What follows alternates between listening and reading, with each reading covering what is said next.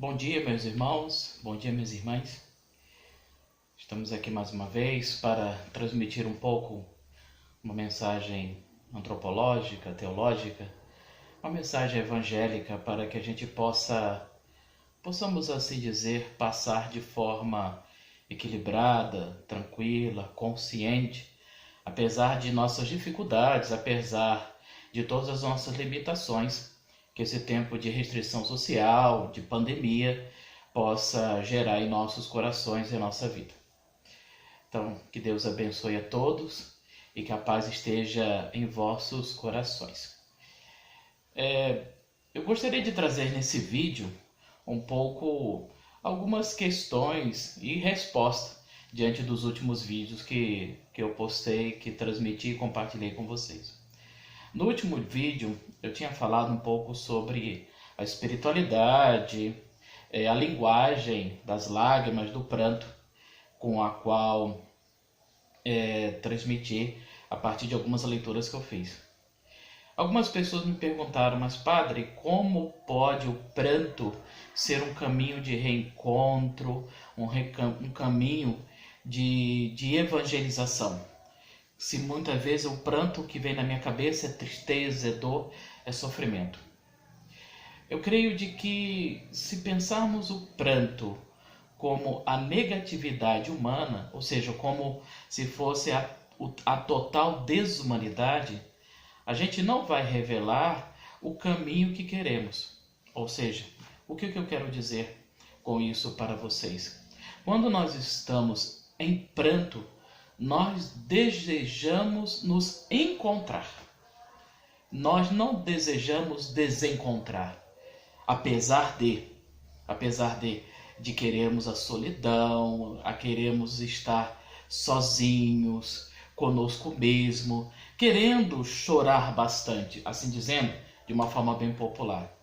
Mas não esqueçam, mesmo na solidão, nós queremos nos encontrar, porque lá, nesse local que nós escolhemos para viver a solidão, queremos nos encontrar com nossos entes queridos que faleceram, que nós entregamos ao Pai.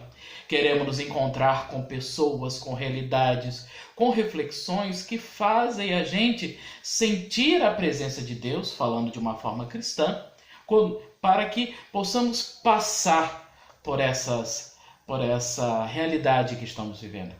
Basta lembrar um pouco a Salve Rainha, quando nós pedimos a Nossa Senhora que nos ajude a passar pelo vale de lágrimas. Apesar que ele foi criado numa época um pouco tenebrosa, meio confusa, no sentido de uma depreciação humana, mas se pensarmos numa perspectiva atual, o vale de lágrimas são as situações de dor e sofrimento humano que nós necessitamos, devemos passar, e com o pranto, assim como diz o salmista, nós iremos nos reencontrar com Deus e com as realidades que realmente nós queremos nos transformar, mudar e sentir a presença de Deus. Então, o pranto como caminho de reencontro, ele se resume dessa forma. Nós queremos nos reencontrar com aquilo que nós nos sentimos perdidos. Queremos nos reencontrar diante da dor e sofrimento.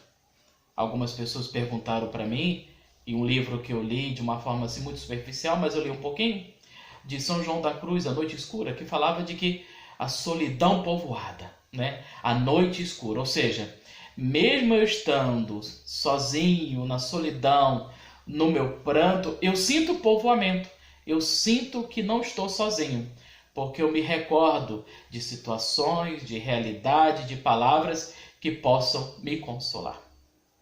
Um outro ponto também importante é sobre a Torre de Babel, que eu falei. O texto da Torre de Babel ele é muito significativo, porque ali representa projetos de esperança. Um dos autores, não sei se vocês já tiveram contato, mas se não tiveram, seria interessante ter, é um pastor luterano chamado Milton Schwartz, falecido alguns anos atrás, que de uma certa forma tem um certo prazer de ter um encontro, uma aula, uma palestra com ele, e ele transmitia de uma forma assim belíssima, de uma forma assim muito próxima a mensagem da palavra de Deus. E um livrinho dele, tão fácil, tão antigo, né? Projetos de Esperança. uma leitura de Gênesis de 1 a 11. E ele diz ali claramente de que a todo momento Deus quer transmitir esperança ao ser humano. Ele quer transmitir os seus projetos de esperança diante dos projetos de morte. Na Torre de Babel, nós temos o projeto de morte do ser humano e o projeto de vida de Deus. O projeto de morte do ser humano é a uniformidade a partir da língua. Como o próprio texto diz, vamos construir uma cidade, vamos construir uma torre, para que nós não nos percamos, para que a gente não se perca, não fique perdido, não corra risco. Então vamos criar uma única língua. Isso é uniformidade.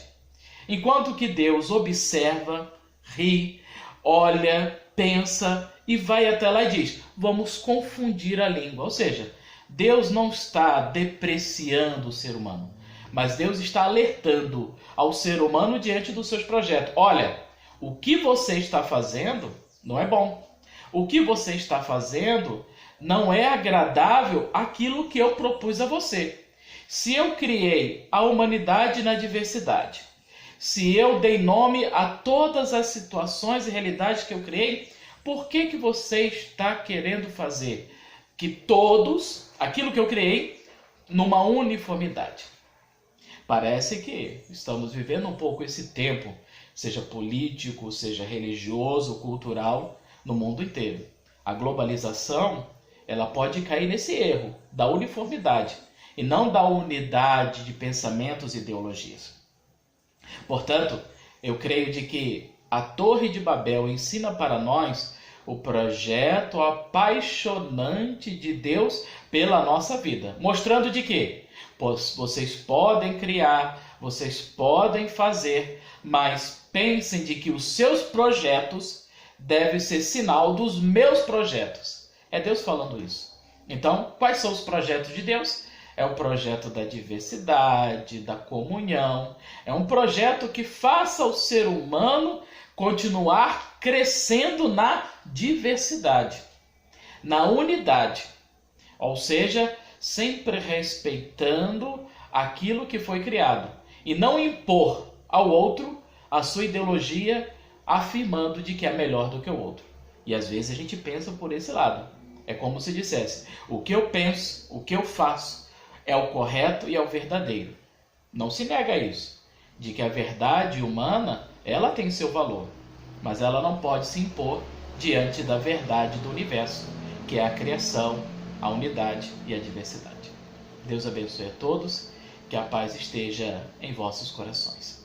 Em nome do Pai, do Filho e do Espírito Santo. Amém. Louvado seja nosso Senhor Jesus Cristo.